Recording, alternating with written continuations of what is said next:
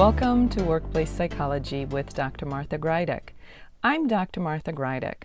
This podcast examines a wide variety of work-related issues through the lens of industrial and organizational psychology. And while many of the topics discussed here may be seen as intended for white-collar employees and their employers, in reality, the ideas presented here are applicable across organizations and industries. Additionally, many of the topics discussed here may be applicable outside of the workplace. I encourage you to examine what's presented here, apply what makes sense to you, and simply discard the rest. Part of life means making mistakes, and this is as true for individuals as it is for companies and organizations. And sometimes it does happen when a company or an organization makes a mistake, whether that's a small faux pas or a big disaster of a mistake or something in the middle. A mistake can truly hurt the company's image and affect the public's trust in that organization. In order to fix mistakes, trust needs to be rebuilt, and in order for trust to be rebuilt, a proper apology is required. That means an apology that is genuine, an apology that will actually work as intended. A weak apology can prolong the crisis. A good, heartfelt, proper apology, on the other hand, can help to speed up fixing the problem and regaining trust from the public and even from within the organization, the employees. An apology cannot be seen as genuine unless the company, the organization, acknowledges that it made a mistake and truly acknowledges the magnitude of the mistake. Acknowledging a mistake but minimizing it can truly backfire. When an apology is given, whether it's on the behalf of an organization or on the behalf of an individual, the listening public can often tell the sincerity of that apology. And as people watch or listen to this apology, they will also be looking for cues of how real, how genuine this apology is. That's why it's so important that when organizations acknowledge their mistakes or problems, they be genuine and realistic regarding the problem itself. Besides minimizing as part of the acknowledgement of the problem or the mistake, the other thing that can really backfire is trying to justify what happened. And that can include over-explaining something when an explanation may be well-intended, but when there's too much explanation, it can come across as a company trying to justify what they did. That, in turn, can be seen as making excuses. So that's a very fine line when acknowledging one's mistake or the company's mistake. Let's take a look at the anatomy of a successful and effective apology. After a problem or mistake has been acknowledged and recognized for its significance or its magnitude, after reasons have been offered without coming across as over justification or excusing what happened, it's important to recognize the kind of harm that the mistake has caused, both to the public on all levels, but also to the organization itself, meaning its employees. If an organization, if a company makes a mistake, it's important to recognize what that mistake did to others. How did it affect the customers? How did it affect its vendors or business partners? How did it affect the communities, the environment, the social structure within which that organization exists. And of course, how did this mistake affect people within the organization? It's unlikely that a mistake that affects those outside of the company will not affect those within the company as well. Many people within the company live within the community where they work, so whatever mistake an organization makes will affect them also, not only as employees of the company, but as those who live in the surrounding communities.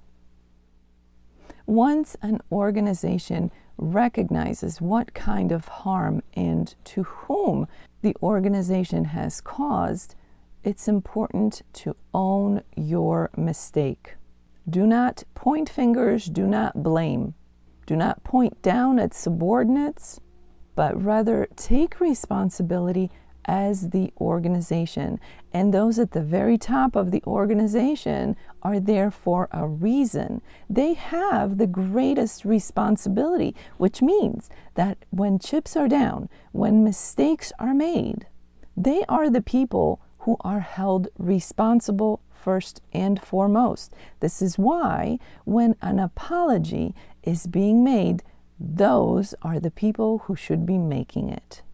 Those are also the people who should be taking ownership for whatever happened.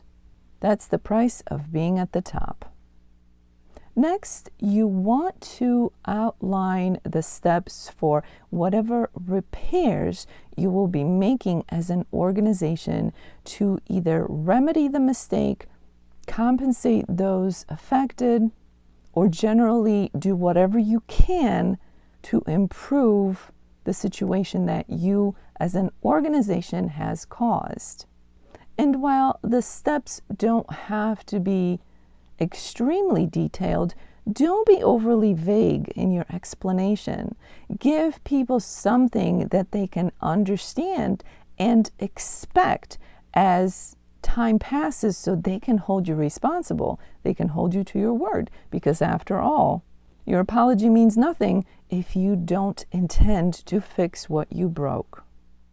Along with your plans to make corrections or to fix whatever needs fixing, give timelines. When can people expect to see results from you? And make sure that you follow through with what you say you're going to do. Part of your steps of fixing whatever you broke, correcting whatever mistake you made, is focusing on prevention so that this doesn't happen again in the future. That's important to remember. It's critical that the company is one of its word, or the words of the people at the very top. If you say you're going to do something, make sure you do it. If you find yourself in a quandary and you can't do what you say you are going to do, make that well known and have a backup plan of what you will do instead. Don't hide things, don't be sneaky, don't hope that things will get swept under the rug and people will forget. That will make you look dishonest and sneaky. There's damage control to be done inside of the organization as well. Even if whatever mistake was made doesn't seem to have affected employees directly, there are indirect effects on the employees, if nothing else, simply because they are associated with that organization, with that company. The organization owes an explanation to its employees of what happened, why it happened, and how it will be prevented from happening in the future. Leader briefings are critical at this point. Those at the top need to step up and face the music, specifically face their employees. No hiding in your office. Allow people to come together and ask questions. Open communication is key, especially when things have gone wrong. An organization would also do well to prepare a one-page frequently asked question document that all employees have access to. That should include what the organization is changing to prevent whatever mistake was made from happening again. This kind of communication fosters transparency and trust. This is critical, not only during the everyday happenings of an organization, but especially when there was a mistake, when something has gone wrong. Remember that your employees, as people affiliated with your organization, will likely be questioned by other people on the outside regarding what happened.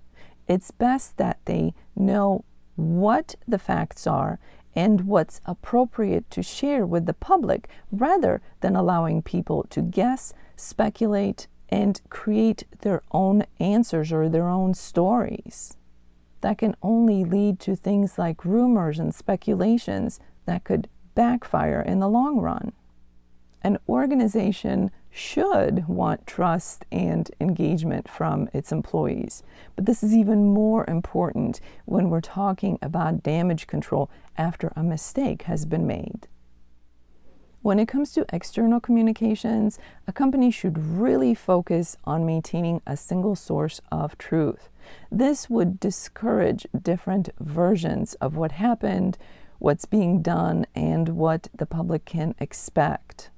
This is the best way of keeping things organized, keeping the facts straight, and keeping speculations to a minimum. Pay attention to the updates that you're rolling out to the public. There's a certain update cadence that should be paid attention to or kept in mind. You don't want the updates to be so far spaced out that people think you're not keeping them in the loop or you're not informing them of what's happening and what you're doing. At the same time, you don't have to inundate people with updates for every single step that you make. So keep in mind that the proper cadence will go a long way. Remember to close the loop once the mistake has been addressed properly and whatever changes necessary have been put into place. You don't want to drag this out endlessly. Address it, take care of it, and close the loop so that you can move on, allowing the public to move on as well. Every organization should have a plan in place pertaining to what to do when the unthinkable happens or when mistakes are made, and answers will be required. Create an apology and repair playbook, one that you can adhere to if and when necessary. This is something that should be reviewed and practiced with potential issues. All organizations can come up with a list of potential problems, things that you hope never happen but might happen. What would be the best steps of addressing, apologizing, and then repairing whatever happened? Don't wait until it actually happens, but rather have a plan in place. A relatively detailed plan will be helpful, and practicing the most likely scenarios is key. Remember that chances of something you didn't think of happening are still there. They can never be eliminated. But if you have a playbook in place, and if you have practiced or considered how you would handle more anticipated issues, then facing something that you didn't see coming will be that much easier for the organization. Dedicate a team of people who will get things moving should an issue arise. This can be critical. Having a plan in place is great, but if there are no clear directions in who will get the wheels moving, who will get the plan in motion, such a plan can prove to be useless or be executed too late to be effective. The reality of life is that mistakes happen, sometimes small, sometimes big. But addressing these mistakes properly is key to what the outcome will be. As this episode comes to an end, let's review what was discussed. The reality of life is that mistakes do happen, whether that's on an individual level or on a company or organizational level. Addressing these problems and starting with a proper, effective apology is key. An apology should be genuine, as it is intended to help the company to resolve the issue. Acknowledging the problem, owning responsibility, and having a plan in place for either fixing the mistake or minimizing its effects, and of course for preventing it from happening again, are all critical as the company recovers. It is just as important to consider everyone who is external to the organization in terms of how they may have been affected directly or indirectly by whatever mistake happened, as it is to consider those on the inside. An organization must take as much care to address the external public as it will have to in order to address its employees. Transparency and communication are key. When it comes to talking to the public, it's important to focus on a single source of truth, the cadence of updates, and of course, closing the loop. Every organization will do well to create an apology and repair playbook and to practice or review some of the most common potential issues or mistakes that the company could make. Knowing what to do is as important as knowing who will do what. In other words, proper planning can make recovering from a mistake that much easier and that much faster. It can also decrease or minimize the effects not only for the company, but also for those external to the organization. As the week unfolds, I encourage you to consider what kinds of mistakes you may have witnessed within your organization, regardless of where you are, whether you are in management or not. Does your company have a proper playbook of how to handle mistakes, both publicly and internally? This is especially important for those in management and leadership positions. But of course, everybody can consider how to conduct themselves if something does happen. A certain level of maturity and professionalism is required from everyone. For those of you who experience this podcast in an audio-only version, I encourage you to check out my YouTube channel, Stress Free with Dr. G, where you can find the video version of the podcast. Once you're there, check out some of the other videos. They focus on stress management. Stress Free with Dr. G is found on YouTube, and the link for that is in the description below. Thank you for joining me today. Please subscribe to this podcast. I look forward to seeing you here again next time. Until then, I wish you joy and well-being.